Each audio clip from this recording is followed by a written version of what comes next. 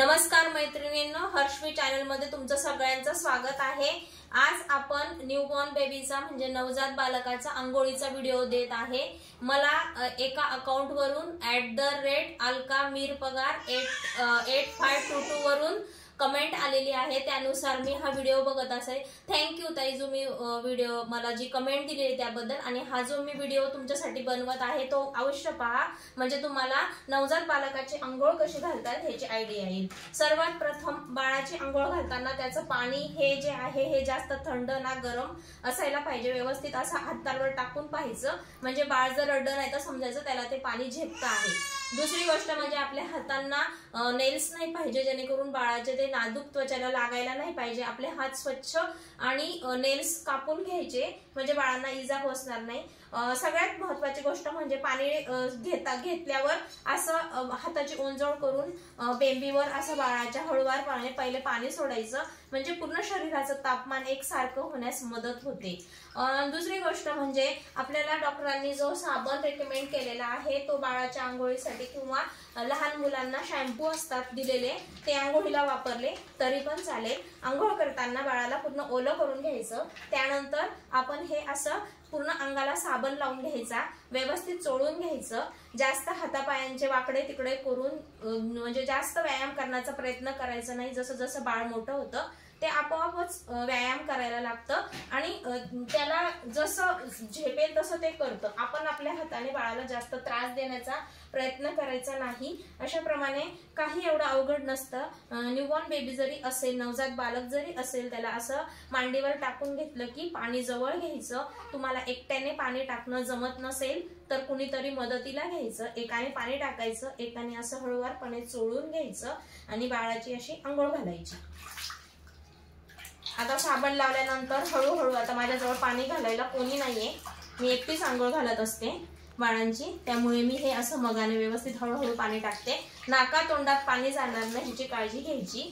चेहरा कधी पण बसवून धुवायचा, तो पण मी तुम्हाला दाखवणार आहे। अगोदर अंगावर पूर्ण साबण लावून पायांना वगैरे असं साबण लावून अंघोळ घालून घ्यायची। त्यानंतर बॅक साइडने बाळाला खालून असा हात घालून हे असं पालथं करायचं। पालथं करताना बाळाची मान व्यवस्थित सांभाळायची।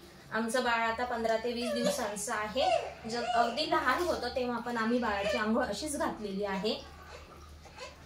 आणि आपण असं खूपच बाळांना नाजूकपणे ट्रीट केलं ते पण बाळ कडक राहत नाही। आमच्या बाळांना आम्ही अगदी इझी उलथं पालथं करतो, त्यामुळे ते अगदी त्यांची मान सुद्धा व्यवस्थित सरळ पकडतात। आता ह्या साइडने साबण लावून घेतल्यावर असं पाणी ओतून घेतलं की आता ही मान जी आहे ही अशी व्यवस्थित एका हाताने पकडून ठेवायची। त्यानंतर पाणी टाकायचं, त्यानंतर साबण लावून घ्यायचं, पकडून ठेवायचं। डोळ्यात नाका तोंडात पाणी जाणार नाही याची पूर्ण काळजी घ्यायची, जेणेकरून बाळाला पाणी पोटात जाऊन फुफसात जाण्याची शक्यता असते। त्यामुळे खूप काळजीपूर्वक न्यूबॉर्न बेबीची अंघोळ घालणं गरजेचं असतं, किंवा ते खूप घाबरून खूप जास्त रडतात। हे बघा, ह्याप्रमाणे असं एका हाताने धरून ठेवायचं, एका हाताने असं पाणी ओतायचं।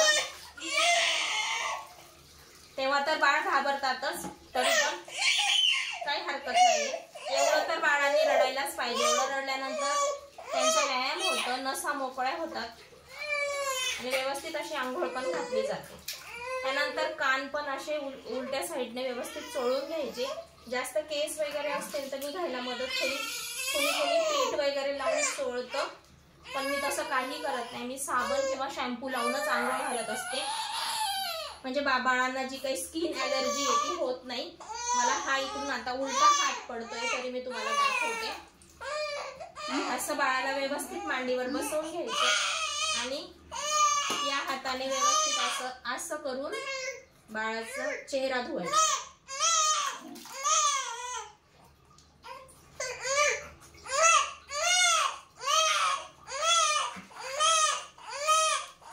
असं साबण लावून घ्यायचं, व्यवस्थित चोळून घ्यायचं, रडू द्यायचं बाळाला। बाळ अंघोळीच्या वेळेला रडणारच आहे।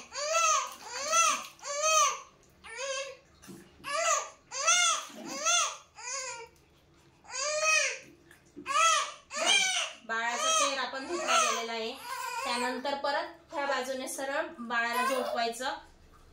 एका हाताने हाताची ओंजळ करायची आणि केस स्वच्छ धुवून घ्यायची. बॅक साइड धुतली गेली, आता समोरची साइड धुवायची. म्हणजे त्याच्या डोळ्यात आणि नाका तोंडात पाणी जाणार नाही ह्याची पुरेशी काळजी घेतली जाईल. त्यानंतर जो काही हातापायाचा व्यायाम असतात लेडीज लोक करतात पहिले, आज्या वगैरे, त्याप्रमाणे हे आपण असं करून घ्यायचं.